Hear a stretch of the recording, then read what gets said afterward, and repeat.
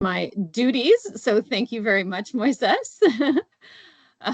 Now we are recording the meeting. So I would like to let you know that the meeting is being recorded. You won't have the recording sent out to you.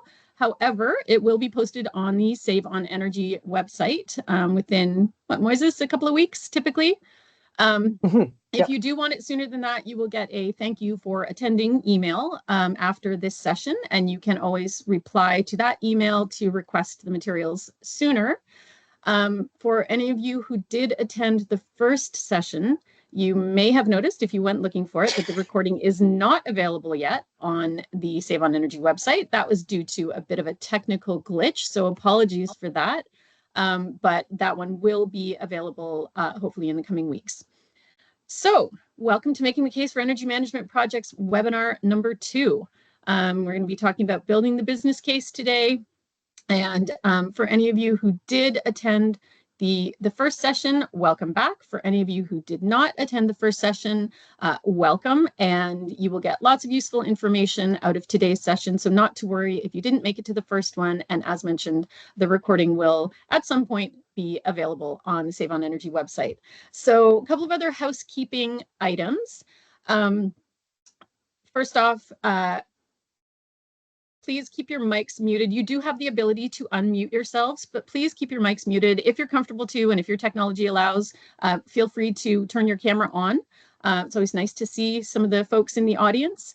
If you do have a question, please pop it into the chat or into the Q&A. I'll be monitoring both. We will try to leave some time at the end of the session to answer any questions.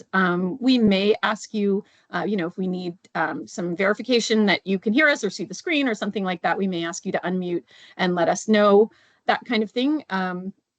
So please do know that we will try to leave some time at the end. We do have a lot of material to get through, but Stephen's pretty good about walking us through that material. So I will put a link to the Save on Energy training and support page into the chat once I've kind of gone through this first little spiel here. And if you have any questions about where you can find that sort of any of the materials, you can reach out to me, and I'll put my email and probably throw Moises's into the chat as well if he doesn't mind. He's turned his camera off, so I can't see his reaction to what I just said. However, oh, there it is, a thumbs up. Thank you, Moises. So we are going to get started today. You may, if you were in the first session, you may recognize this slide. Very important to keep this goal in mind. So the overall goal, we're going to provide you with some tools, techniques, experience, all around building the business case for an energy efficiency investment and an energy management project. So it's really important to keep in mind your audiences. So an external audience, which is selling to, for example, your customer, very different than securing internal buy-in from supporting staff, decision makers. So we'll talk about some of those sorts of dynamics and some of the different language and tactics and techniques you can use to sell your project, depending on whether you're talking to an external or internal audience, and you'll see some similarities and some differences when it comes to those. Do you want to advance to the next slide, Stephen? Yep, that's good, Lisa. Perfect. I think we're going to start off with a little bit of a review of what we talked about last session, and you're going to actually see this slide once again once we get into the latter section of this webinar. But I think one of the things that's really important to keep in mind is when we're building a business case that we're for an energy project, we're not just talking about energy, right? We're talking about all the benefits that can ensue when we implement a good energy project. And in fact, I've said it many times and I'll say it again, I always look for a way to improve comfort, quality, productivity, indoor environmental quality, safety, reliability, and I might just find a way to save some energy, and I'll definitely sort of benefit the organization in other ways. So it is an energy project, but there can be many things that ensue. So I always like to say these 4 boxes are boxes we need to check with a good business case, a good proposal. It should be able to check all the boxes on this screen. Now, the one thing, the indirect energy savings, we also have to be honest. If it's a significant impact, we have to be honest. So one of the things that we find is that, when we do a lighting retrofit, for example, those have been around for a while, we actually reduce the cooling load in addition to the electricity we save when we retrofit a lighting system to a more efficient system. But there's actually a flip side to that one, and that is that we actually increase the heating load in the building because of the fact that the heat from those lights is no longer available. So I think it's always good to be honest when it comes to any of these things. And if you do your arithmetic on this, if you do your analysis and determine there's going to be some impact and it's going to be significant enough, you may have to adjust heating systems. I think it's important to make sure that that comes into play in terms of what has to be done. So not just telling the good story, but also telling the other side of it and making sure people have a realistic picture of what has to be done. And, you know, when it comes to the reliability piece, we've seen this many, many times, is that that equipment that's not operating in a reliable fashion actually is not operating efficiently. And so there is a strong link between efficiency and reliability. I was doing a session just last week with a number of folks, and you know, the reliability issues with equipment actually were linked directly to efficiency issues and control. So that became a big opportunity. But making sure we tell that the whole story is important. Making sure that we actually quantify the opportunity well or properly. I once saw a business case developed for a heat recovery system, and they'd spent 20 pages costing out this heat recovery system. And that's important, what you're going to spend on that system. But they spent a half a page on estimating the savings from it. And the uncertainty in the savings were far greater than the uncertainty in the costing. And if you do even something like a simple payback, even though I don't like simple payback as the final sort of indicator of value, if you calculate simple payback, it's basically your cost divided by your savings.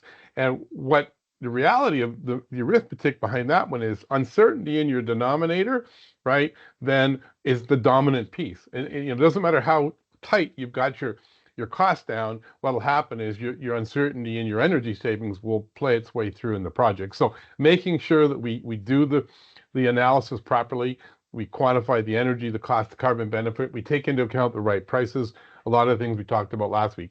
I use RedScreen to do that. Some people use RedScreen, some people use spreadsheets, but whatever way you do it, make sure it's done properly. You need to have a substantial technical case behind your financial and ultimately your business case. Making sure that you do the financial analysis properly. We used this slide last week. We talked about a simple little spreadsheet we can use to, in fact, calculate the internal rate of return, maybe more realistically, the modified internal rate of return, where we consider that we're not reinvesting the savings at the full face value of this project, but maybe at a more realistic number like the discount rate. The net present value, what's left over after, say, 10 years in this picture, from what we invested and the savings. We net them out, and if there's a positive number, we do the project, or the greater the positive number in the NPV, the better the project is. And one of my favorite ones is the savings to investment ratio. If I wait 10 years, how much more money is this project going to give me than I gave it? In this case, it's 3.7 times as much. That's a pretty good return. The simple number to get your mind around. If I wait 10 years, how much more times, or how many more times as much money do you get back than you gave to the project, right? So simple payback is very simple. Savings to investment ratio is a good number to migrate the conversation to, and it takes into account the time value, money, inflation, all those good things. Just a reminder that RedScreen does have a pretty robust financial analysis aspect to it too, so it's not just a technical tool. You can actually do pretty substantial financial analysis, including something that I'm not an expert at, but many people will want to do, is income tax analysis as well. And there's also a risk and sensitivity tool in there as well, where you can do 5,000 simulations, see what the likely outcome of the project is. Then you can go in and say, our NPV is going to be $84,000 plus or minus $20,000. So you can put a confidence interval around what you're stating. If you're not comfortable with one number, that's not a bad thing to be uncomfortable with just one number. You can put a range on that number. Or the other way to do it, I like to just take this spreadsheet and go a worst case and a best case scenario. Put a range on the outcomes, right? That way you're not stating a specific value, because the reality of any of these calculations, none of them are going to be 100% accurate to what actually happens in the long run. All right, understanding the decision making. So that's all about getting ready to pitch the proposal, and we're going to eventually get to the one-page proposal. But in this case, I think it's useful to think about what is the decision process takes place, and how are people going to respond to any proposal that we give to them. So I mean, in a very simple way, there's really what we call, I guess you can call them, three gates that we have to pass through in actually getting an approved project. There's what I would call the operational analysis. So is it really practical to do this project, right?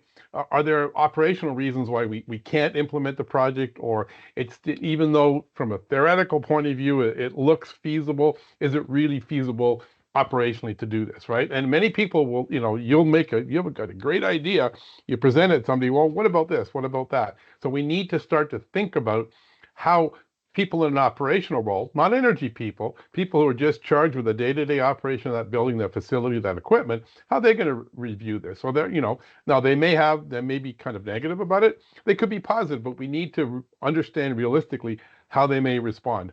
And, and look at maybe what are some of the operational benefits to sort of head off some of the objections you might get. Financial analysis, well, we did that one last week. I mean, clearly we have to do a robust and complete comprehensive financial analysis in order to answer the decision makers coming from a financial standpoint. And then there's the strategic analysis. So, I remember years ago when we had combined heat and power systems that were being implemented where you would use natural gas to generate electricity and heat. And one of the objections to some of those large systems by companies that it was proposed to was that nothing technically, this is not our core business to operate that kind of system, right? So ultimately, what you propose, I mean, we're not looking at those types of systems today, but what you propose needs to fit with the business from a strategic point of view. I think today, many businesses have a strategic or a high-level goal to be environmentally sustainable, right? ESG, all those good things. So this fits with that. So in many cases, there is a positive fit there, but it's always good to go back and check to see whether what we're proposing actually fits with what the goals of the organization are. One of the simple ways to do that, I find, is to go and take a look at the annual reports, right? The ESG or the sustainability reports, and see where they're heading. How can I fit this into what that organization is really striving to do? And whether it addresses, and we can get those types of things, the stakeholder issues. People, right, that are invested in this organization in one form or another, what are their issues and how can we address those in the proposal that we make? The arrows to the bottom are projects that don't make it past these three gates. Now, even if you don't make it past the financial gate, there may be a reason to do this project. For example, a regulatory reason. If we're out of compliance with the regulation, and by doing this project, we can bring ourselves into compliance with the regulation. It may not make sense financially to do it, but that overriding regulatory reason may drive the project forward. So never discount the fact that there's a sort of a this is for discretionary projects where you have the discretion to do them or not, but there may be a non-discretionary aspect to your project, which means that can kind of accelerate it forward. All right, so one of the things I like to do when I create a proposal is just to sit with a little chart like this and identify who's going to look at this project from an operational, financial, and strategic point of view. Because when I present a proposal, although I might hand it to one person, it may get handed to other people. And ultimately, there will be eyes on it from an operational, financial, and strategic point of view. So I like to try to identify who that person is. If I know that person, then I understand, how they, maybe a little bit about how they think, how they make decisions. But what I want to try to do is also understand what questions might they level at my proposal? What questions might they ask, right? In order for them to determine value from their operational, financial, or strategic point of view. Financial value is one thing, but maybe there is a maintenance. Maybe there's a variable speed drive project. The maintenance manager for an organization may see the value of that project. It's far more than just energy. It's all about reducing the requirement for maintenance. Or maybe from a strategic point of view, a senior manager or director may realize that by improving our energy situation, we can improve the delivery of service to our customer, right? And that may be something. So how do I make my customer experience better? This could be part of it. So basically understanding what the different points of view see as valuable, and then can we address those things when we write our proposal? Now, you can present the greatest proposal in the world to people, but sometimes they don't get accepted. I mean, this isn't a chart which applies just to proposals. Each and every one of us are challenged with decisions every day. Like I walk out of my basement and I forget to turn the lights off in the basement, and I realize that they're all left on and there's 8 lights down there. So, and one of my rationalizations is, okay, those are LEDs, those are energy efficient light bulbs. I don't need to turn them off. No.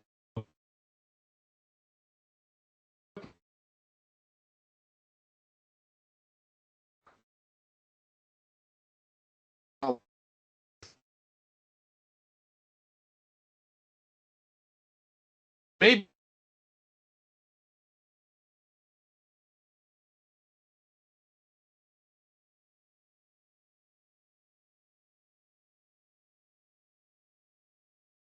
Stephen, I don't know if it's my connection or yours, but to me, you appear frozen. Could someone, maybe Dawn, I'm going to pick on you. Could you unmute and let me know if Stephen is frozen to you or if it's me?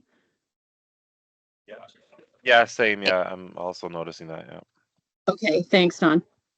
I will see what we can do about getting Stephen back online. Give me a second. Okay, Oh. I'm back here. Oh, I'm not you're sure back. what happened. There we go. Can you hear me? I'm back. Yes. I have this little safety switch so I can switch networks here. So I did. I'm back. Good. Okay, So it's perfect. amazing the number of things we can do to figure out. And there's a procrastination one. Can I just do it tomorrow? Right. So, you know, but when it comes to actually making decisions on investments, right? There's a bit of a science behind sort of behavioral behaviors. And so what we've done here is taken a little bit of behavioral science and apply it to the idea of making a decision on an energy project. And one of the things, so even though this is not about behavior change, one of the things that behavioral science tells us is that awareness and attitudes and perception and beliefs, right, aren't enough to cause people to do something differently, right? So when we design behavior change campaigns, one of the things that we try to do is we try to raise high the benefits. So we'll do that in our proposal to put a new lighting system in or put a new heat pump system. We can definitely extol the virtues and the benefits of this system. That goes without saying. But the question is, do we do enough to tear down the barriers to people making that decision? There's a number of things that cause people not to make a favorable decision when we present a proposal. We're going to look at those in a couple of minutes on the next slide. But basically, if we can raise high the benefits and pull down the barriers, we have a better chance of getting a positive decision. Now, that isn't just people turning out the lights. That may be go ahead and do this project, right? So if we can address the benefits, we can address the barriers, we're in a better position. And I think a lot of times we focus a lot on the benefits, but I want to take a few minutes, and Lisa, you can help me here, and we'll take a look at some of the key behavioral barriers behind people sort of not making the decision that we want them to make, right? So start off, I'm just going to sort of, and I'm going to, well, you'll get these slides. You can go and read them and think about them. There's actually a whole science behind this, but, you know, one of them is what's called the present bias, right? So the fact is that, you know, most people like to see a short-term result. And this is where simple payback actually can get in your way, because if your simple payback is longer than that short-term reward horizon people have, they may not want to do that. So they may simply just not make the decision you want, procrastinate, or not invest effectively. Lisa, you can jump in here. Yeah, I was going to say, I think that goes back to some of what you were saying around the financial analysis. You know, when people want those results to seem more immediate, how do we address that when we're making the business case? Well, we talk about, you know, maybe we are talking about longer term, but we're making a really solid argument for where that payback lies and how much more effective it is when you look at it in the longer term. So we have to think about how we're wording our proposal for people who maybe have this present bias and are really focused on the short term. And there's maybe a way to use the incentive, because the incentive comes in sooner than later, right? So that can kind of help to offset the, oh, I get a reward sooner than later. Absolutely. Loss aversion. Yeah, loss aversion. In general, people will exert more effort to avoid a loss than to achieve an equivalent gain. Right. Yeah, so I think right this now, is an interesting one. Yeah. Yeah. Because what we're offering them is a gain by making the decision. But what the reality is, they're already sustaining a loss, but because they've sustained that loss for a long time, they're really not in a, they don't want to make a decision to invest to get a benefit, right? Yeah, oh, That's absolutely. an interesting. That is an interesting one. And I think this next one, the status quo bias, I think everyone can probably relate to this, you know, this is how we've always run this equipment this way. This is how it's always been done. You know, it's running, everything's just fine. Why do we need to change? Right? Just keep maintaining that status quo. This is how it's always been done. We've been working this equipment for years, and you really have to sometimes, that can be a huge barrier to overcome, to really sell the case. Like there's a good reason to change the way things have been, we've been doing things for the last 20 years. Challenge the status quo. And then availability bias. That's a fancy word for saying people make a decision based on information that's readily available to them, which may not be the right information, right? We learn a lot about misinformation, that kind of thing, but sometimes people just don't have the right information. So one of the things that's going to be important is we bring the right information to the table and make it relevant to their situation. So what's relevant to them, what's relevant to the situation we're dealing with. So people then have the correct information upon which to base the decision. I always say that a person that doesn't understand what we're proposing is probably not going to give you a positive decision. And understanding comes from having the right information. The confirmation bias, right? People prioritize information that is consistent with their existing beliefs, right? So are their existing beliefs, aligned with what we're trying to do here?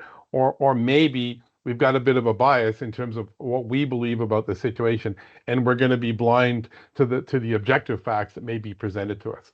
So, all of these things we have to keep in mind as we craft that. I'm going to get to the one-page proposal.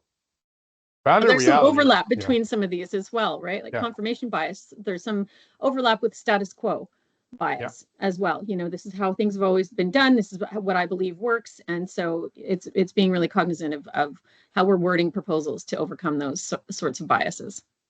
Now, the bounded reality, that's kind of interesting. I mean, but basically what it says is people have a limited amount of bandwidth to rigorously evaluate an investment, as it says here. So this is where I think something like the one-page proposal can become really useful, because it can make it easier or less cognitively demanding to make a good decision by presenting it in a concise fashion. 30 pages, well, that's going to take a bit of effort. 1 page, maybe I've got a chance that I can understand this and actually make a positive decision. And, obviously the last one, social norms.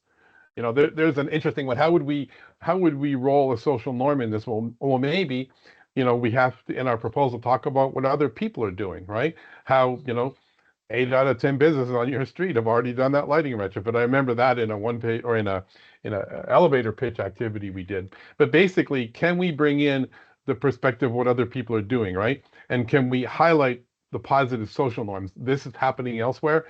Therefore, it's probably a good thing for you to consider it happening in your situation.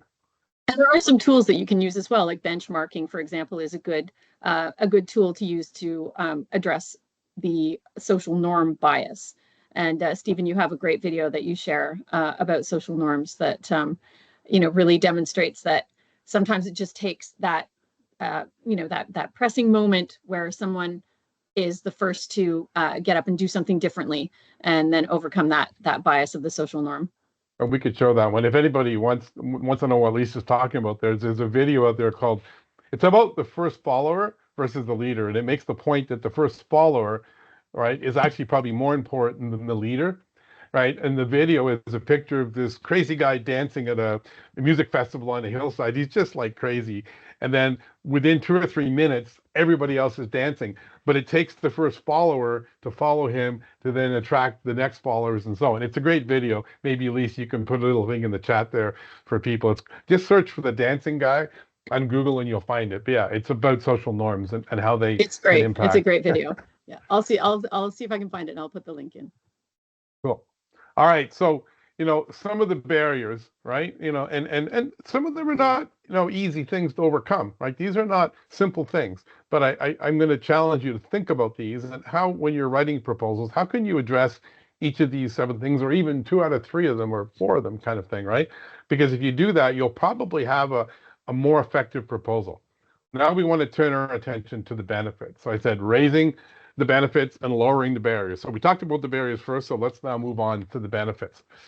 And I think the key thing here, as I said earlier, is to show the full value of the decision. A lot of times people focus on the money that goes out, but they don't think about what the results that ensue when I actually invest that money. So too much focus on what's above the water, missing the point about what's below the water, the full value of the decision. We're going to get a little bit creative in how we present some of these ideas. Okay. All right, thanks, Lisa. You got that in there. So again, it comes back to this, right? This slide, I said I promised you I would use it again. It's probably the 3rd time you've seen it if you've attended the two webinars. But to me, this is important.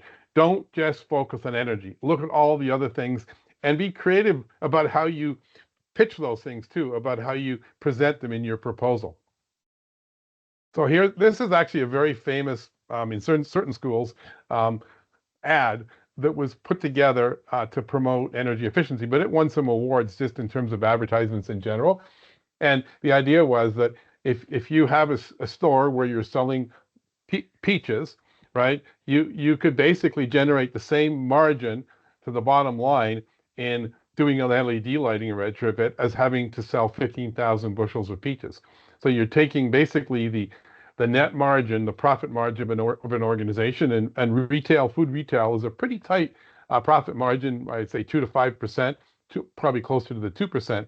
So if you can save $1,000 in energy, that's like actually not having to sell or having sold, right? I'm going to say having sold $50,000 worth of product, right? So it kind of drives the importance of avoiding that cost when you're in a very low margin business. Now, that's not to say you can stop selling peaches next year and just use energy. No, that doesn't work. So that's why the wording here is important.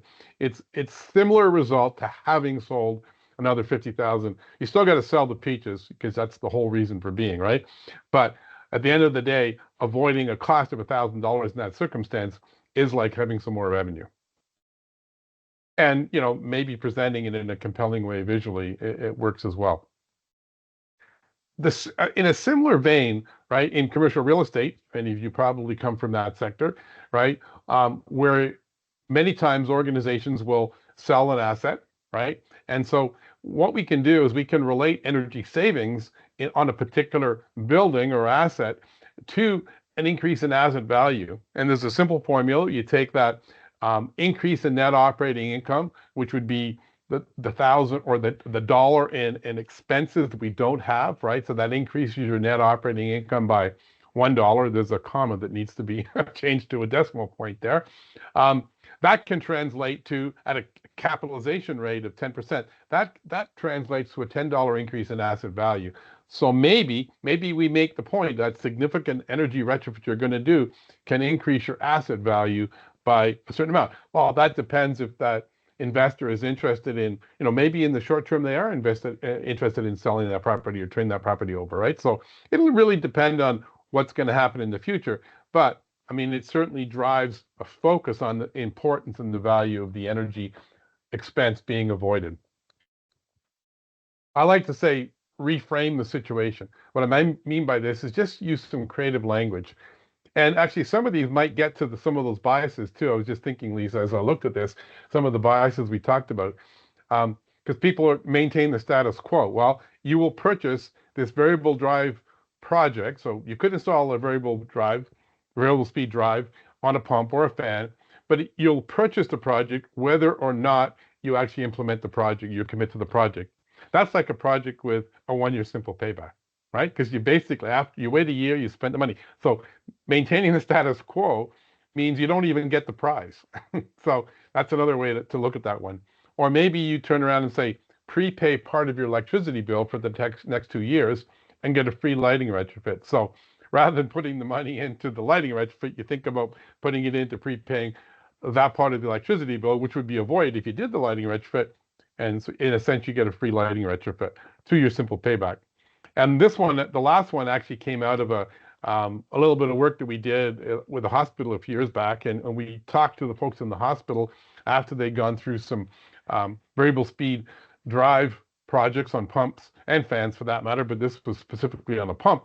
And the maintenance manager basically said to me, I have no idea what the energy savings were, but I've avoided a pump seal replacement, or actually 2 pump seal replacements in the last 2 years. And that's worth way more than the energy to me, not having to rebuild that pump, right? So where you state that, eliminate a pump seal replacement next year, which may be the most important thing to that person making the decision, and get an extra $2,500 in your expense budget. Why? Because you're no longer spending the money on the energy that the variable speed drive would help you to avoid, and it helps you to avoid having to rebuild that pump because you're no longer throttling that pump. So reframing the situation with creative language, we're not being misleading. We're just saying, oh, we're just restating the thing in a different way. And maybe that can overcome some of those biases or different barriers that we talked about before. Lisa, do you want to add anything there? You don't have to. Just No, I did want to say actually that goes to the availability bias, right? And making that relevant information available by knowing your audience and making the conversation really relevant to what matters to them, and you know, how they can I guess internalize that information in a way that makes that project look more appealing to them. exactly. Exactly. Well, it's like I told the story in the last session about the maintenance manager that presented lighting retrofit with a 6-month simple payback, and the plant manager was resisting doing the project, wouldn't do it. But then he realized through the analysis and a graph that the maintenance manager put in front of him that the amount of cash it would free up over the next 5 years, and that's what he was focused on, is available cash. So by you doing the lighting retrofit, you free up cash, and you know, not to mention the fact you also get an incentive to do it. But what was important to that plant manager was the available cash within the organization. So that was how that project got implemented. So how do we pull all this together and do it nice and succinctly? Well, there is an art to this, and I didn't write the book. I wish I had sometimes, but I didn't write the book.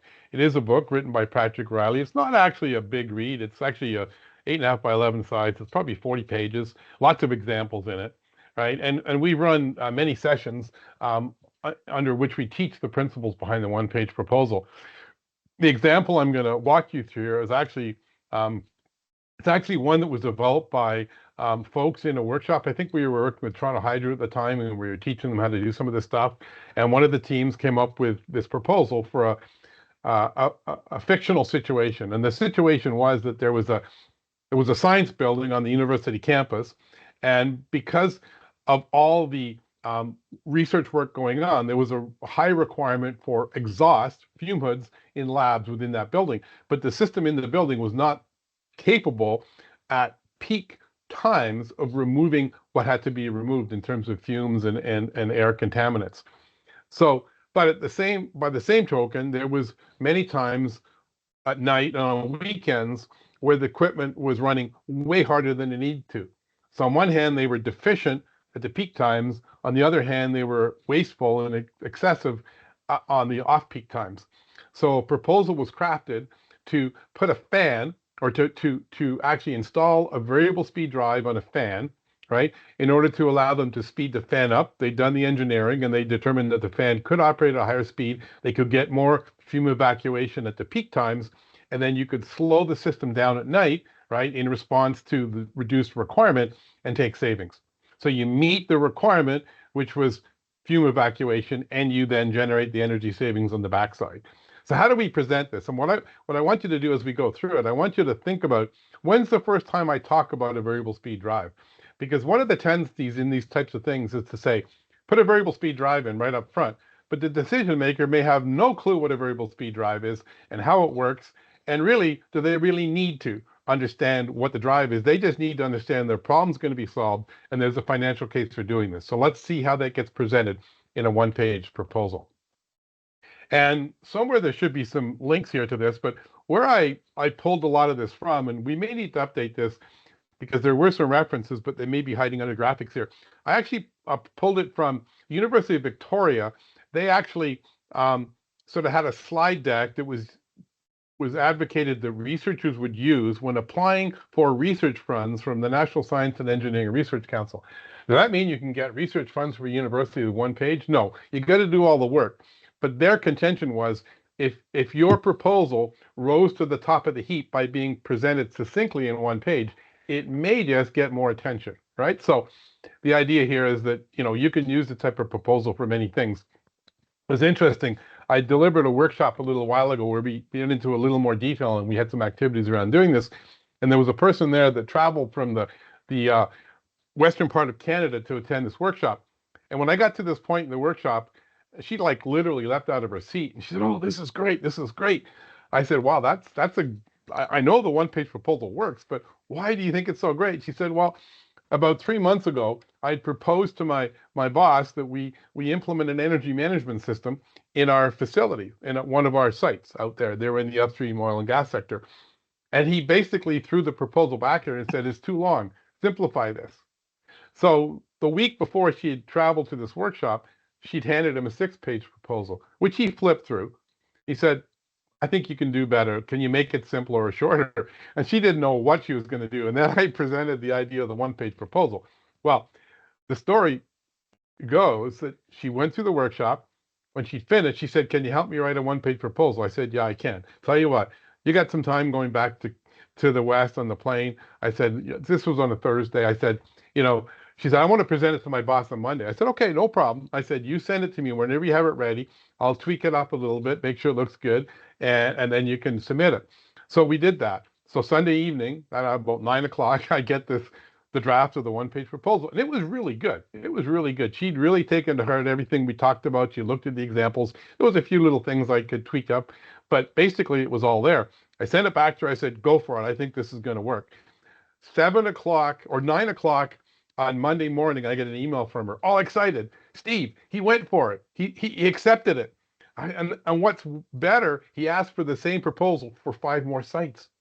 So it's like, remember, 9 o'clock Ontario time is 7 o'clock Calgary time. That was a pretty fast, positive response. So one thing I'm going to encourage you to do, if you want to try this out, take a proposal you've had, maybe it's on the shelf, maybe it was successful, take it and try to revive it using the ideas. That's kind of your homework from this session. Take it and try to apply this to something you've proposed before. You got all the work done, but now can you bring it down to that succinct and persuasive 1-page proposal looking for the yes? So the structure of the proposal is pretty simple, right? It's got a title and a subtitle. And think about a magazine article. Think about an article that you're reading on an internet website, whatever, a title and subtitle. Why do you read the rest of that article? Because what's in the title and the subtitle draws you in. So you've got to draw the reader in with the title and the subtitle. Then you have to elaborate on what it is you're actually going to do. So you have to have a succinct description of what's going to happen, right? And then maybe some elaboration upon how you're going to achieve that. Following that, you want to have what a friend of mine, Mark Jewell, who taught me how to do this from down in San Francisco, he calls it the big dog paragraph. But it's the rationale. It's the paragraph which makes that succinct pitch for why, right? We have a financial section where we lay out the financial results, and we've got all that done from the previous session. We've got status, where are things at, right? Maybe create a bit of urgency. And then what do you want? If it's a proposal, you got to ask for something. So what are you asking for? So those are essentially the 6, maybe 7 parts to the 1-page proposal. I'll give you a template towards the end of this and folks can send it out. So I'm not going to read all the words above. And these are words that I'm going to reference to that University of Victoria, because that's basically where I took those from. What I'm going to do is walk you through this proposal and look at the words. So the title is, Let's Clear the Air.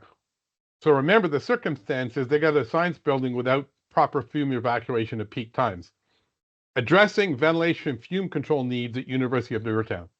So that's all. If you knew you had that problem, you're going to start to pay attention, right? And if you know nothing about energy, it doesn't matter, because this doesn't talk about energy. It talks about what's important to that person, what's relevant to that person you're presenting this to. So the target, what is the target? Modify the laboratory ventilation system to meet peak fume evacuation demands. That's what we're going to do. Does it say we're going to save energy? Does it say we're going to use a variable speed drive? No, it just simply says modify the ventilation system to meet peak fume evacuation demands, dealing with the most important issue likely to your reader. All right, the secondary targets. Okay, this is where we elaborate upon things. So we're going to elaborate on the title and that overall target. Improve the working conditions for staff and students. Okay, that's got to get somebody's attention. Extend the useful life of the fan motor, and there were probably reasons why, depending on how that HVAC system was running. The way it's running now is maybe not as efficient and also not as reliable as it could be. So we're going to make that system more reliable. Defer capital investment for replacement of that motor, obviously. Reduce energy. Okay, this is the first time we talk about energy. Reduce energy expenses by $31,000 annually. And a little play on words here. Attract an upfront incentive equal to the first year of savings. You could just say get $31,000 in a incentive, but you're saying attract an upfront incentive And you're dealing with now the immediacy thing, right? Because the $31,000 comes up front, right? So that's that first bias we have, right? About, long-term versus short-term benefits. So attract an upfront incentive equal to first year savings. All right. So let's take a look at the big dog paragraph. I'm not going to read all these words. These are guidance to you afterwards. Have a look at it. But the one thing I will say about this paragraph, this is the toughest part. I mean, you're looking at this, maybe you could do a little bit of work to come up with the title. These things are short and sweet and you can do them quickly. But writing this big dog paragraph is not quite as easy. My friend Mark always says you have to use word economy. What he meant by that, or what he means by that, is he tells me it's going to be like poetry. In poetry, if you remove a word from a poem, it'll change the sense of it quite dramatically in most cases. So you want to make sure that you're not using any extra words here, but the words you're using are going to drive home that point and the idea that you want a yes from this proposal. So here we go. The University of Yorktown is globally recognized as a research powerhouse and leader in research-intensive education. The limitations of the fume hood exhaust system in the science building threatens the university's commitment to providing a healthy and safe workplace. The current fan system does not meet peak fume evacuation requirements during the day, leading to a buildup of harmful fumes. Researchers and support staff in the department have been asking for transfers out at a higher rate than other buildings. So we've established there's a problem here. We've recognized the importance of this. What are we going to do? Implementing a variable speed drive technology. That's all it says. It just says we're implementing a new technology on the ventilation will improve the exhaust performance while reducing energy waste during non-peak times. A very succinct description of what it is that's going to happen here. And let's think about what they might think. Well, I can't take this building apart to do this. The system can be upgraded with minimal disruption to research productivity over a weekend. So heading off some of those operational objections. We would be happy to speak to staff to discuss how the system will address their concerns. So being able to support the decision. Now, again, this is a contrived situation. So we built the circumstance to allow us to demonstrate how to use this one-page proposal. But I think you get the point. You need to focus on what's important to your reader, and you need to then include, right, what's important from a financial standpoint in the financial piece. So very succinct statement, not that whole spreadsheet, not 5 or 6 pages, and maybe not even graphs. There's a strong argument for not using a graph in something like this. Maybe the back of it, you could have the graph or in another page. The one-page proposal doesn't mean it's the only thing you hand somebody, but it's going to be the first thing you hand them, and I'll explain why. Because if I hand you a piece of paper, or Lisa, you hand me a piece of paper and say, can you say, look at this proposal? Stephen, I said, I flip it over, and if I got something in the back, I may go, I don't have time to do that. But if it's one page and that title I can read in 10 seconds, grabs my attention, I might just spend some time on this today. So let's have a look at the financials. Project first cost is estimated $114,000 after a save on energy incentive of $31,000. A 10-year analysis, so we specify over the time frame we're doing this, yields a net present value of $130,000. Remember, we could have a CFO looking at this, so we need to put it in their language, right? Not just basic language, with a savings to investment ratio over 2. Now, for the person that doesn't understand NPV, simple payback of 3.2 years. I like to use the savings to investment ratio of 2.1, right? And the net present value and the modified internal rate of return, or for those that don't know what internal rate or modified internal rate of return is, the internal rate of return. So you put the numbers in there. There's got to be a number there that's going to appeal to almost anybody. And that's the key thing here, is this can be portable amongst different readers that you might be faced with. Status. Where do things stand? And at this point, you might be able to create a bit of urgency. Here, pre-qualified $31,000 incentive to implement this project is available from the local electricity distributor. So, we've established, maybe we say we've already pre-applied, we're already qualified for that. Okay, great. So it's like somebody's waiting to support this. So finally, what we ask for then is, U of Y to authorize a purchase agreement with vendor to upgrade the ventilation system, and the rest is history.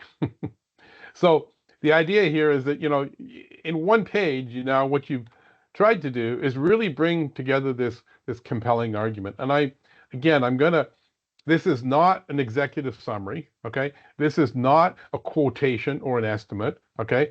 This covers everything that we've talked about. It covers the financial analysis. It covers what's important to the reader. It covers whatever is necessary on the energy front to be complete. But we don't have to talk about it. I'm going to quote my friend Mark Jewell again. He always likes to talk about the bits, bytes, and blinking lights, right? We don't necessarily have to talk about the bits, bytes, and blinking lights because people don't care about those. They care about, what's important to their job. It was funny. Mark used to tell a story about presenting information to senior executives about this great energy project he came up with years and years ago. And he was going on, he was talking, I think there was a CFO, the CEO was in the room, some managers, and they were actually, they had sort of a PowerPoint in front of them. And he kept using the word HVAC, HVAC. He probably said at the beginning, heating, ventilation, air conditioning system, HVAC, right? But about 10 minutes into the presentation, he said, I think it was the CFO said, "Excuse me, Mark, what's HVAC mean?" Now, do you think that you've got your audience latched into you at that point if they're asking you what HVAC means, right? So making sure that we use words that are understandable, right? Or what I was once told were colloquial words, which I never understood what it meant, but it means plain language, right? So if we can use plain language as much as possible, I think, and not jargon and not acronyms, I think at that point we have a much better chance of getting the understanding necessary to get a positive decision. So there's a template. We'll send that out to you. What I typically do is I create it in this form, so I keep within the constructs of one page, and I've tried to sort of lay out the sections to be roughly the amount of space you need for each one, but you can play with that. When I'm finished, what I do is I take the table off and I put it on the page like this. And you can underline the various headings, the target, the financial status, and action, because those are the things you want to know about. You don't have to label the paragraph or the title or the subtitle, but it's all there on one page. So at that point, we're done. I think we've got a few minutes here, so I'd be happy to take any questions. We've had any questions coming along. I think we're doing pretty good on time. And yeah, we don't have any questions so far, but please feel free to put questions into the chat or the Q&A if you do have anything.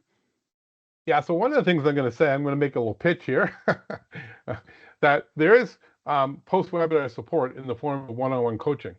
So if somebody out there wants to take and create a one-page proposal, I would be more than happy to give you a bit of time in coaching it. And that's all going to be covered under the program, right? So if you send me a one-page proposal and say, "Steve, can we have a call together to work on this?" Or even how to get started. Maybe you got a project.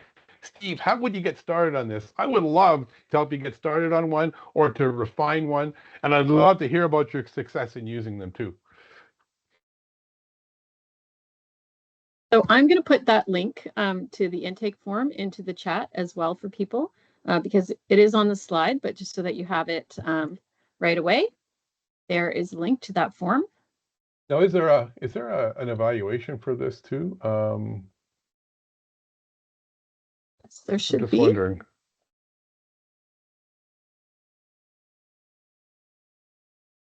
Because I don't have that, but I'd love to hear what you think about this 2 webinar series, what you like, what you didn't like, what more you'd like to know, how we can make it better. I'm sure we'll probably be running this one again, so your input is always valued. So yeah, I can follow up on that. I actually don't have a link to it either. I'm not exactly sure why, but I will certainly follow up on that. And I will ask Moises to include a link to the evaluation in the follow-up thank you for attending email that will be being sent out.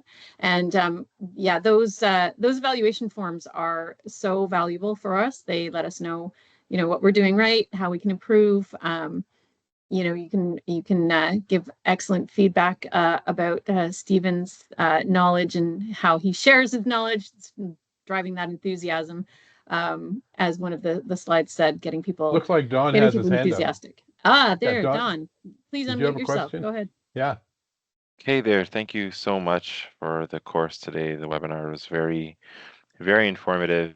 I actually write a lot of business cases for our department, and sometimes it is difficult trying to condense all of the information, especially when you have like multiple ECMs going for one site.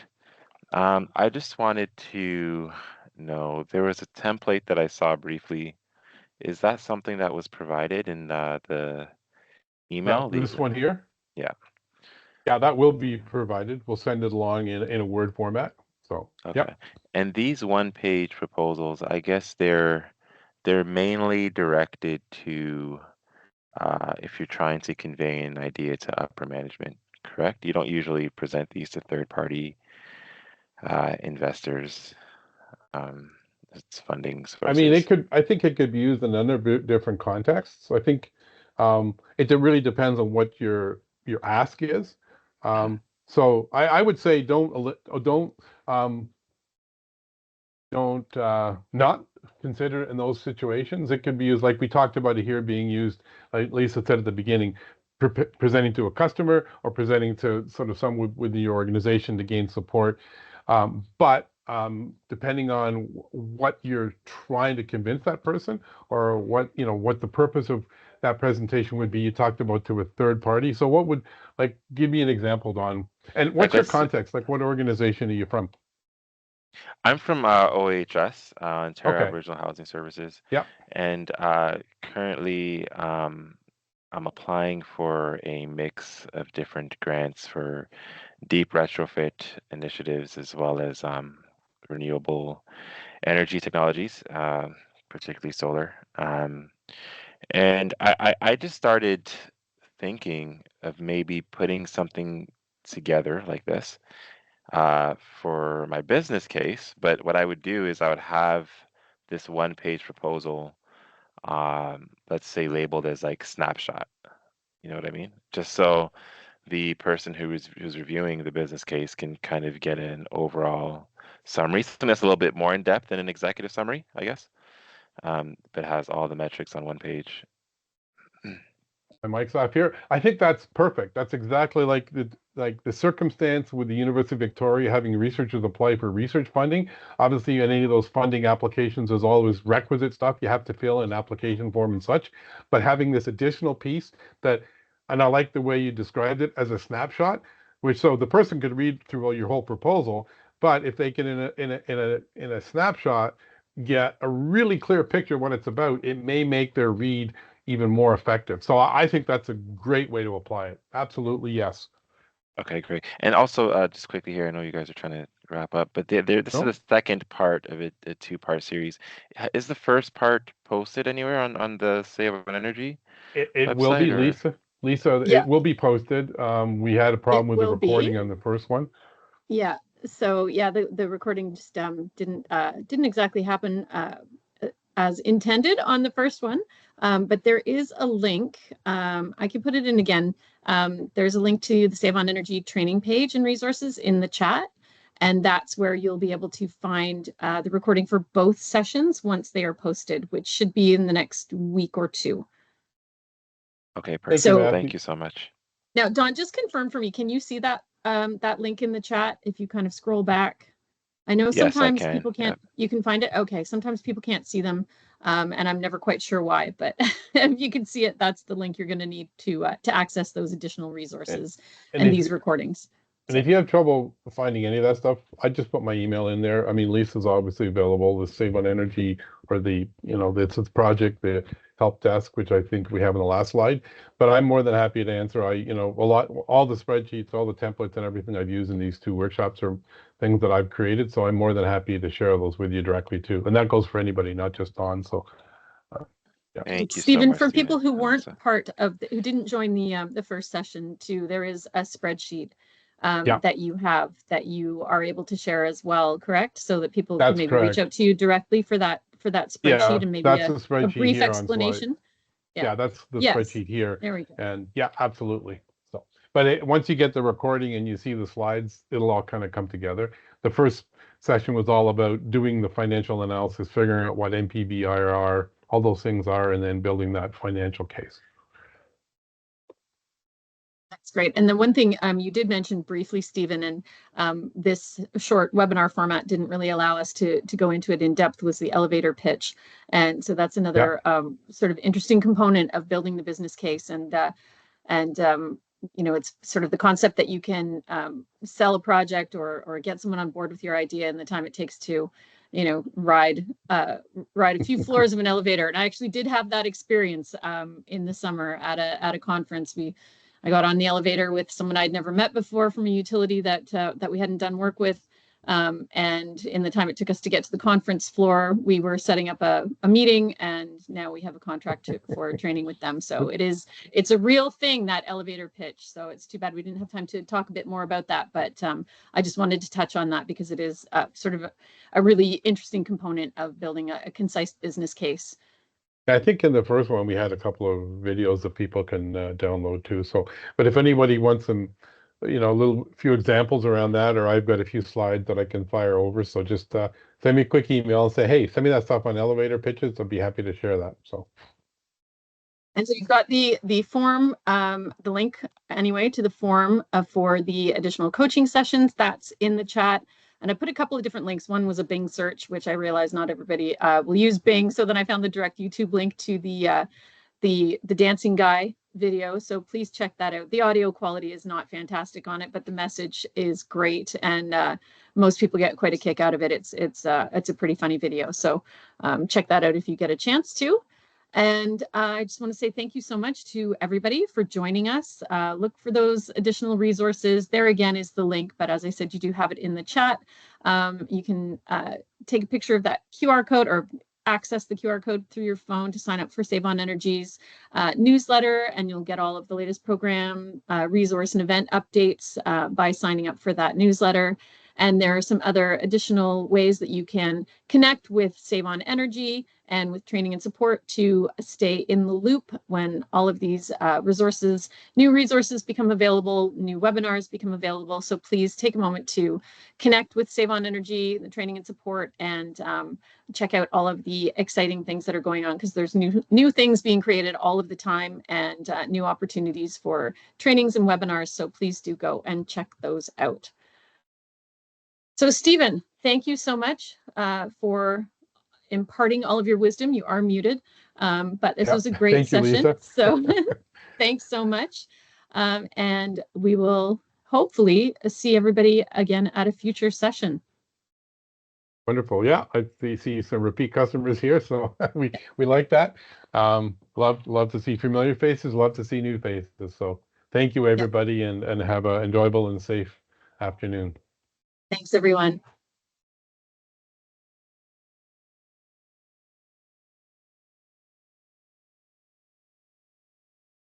Thanks, Dave.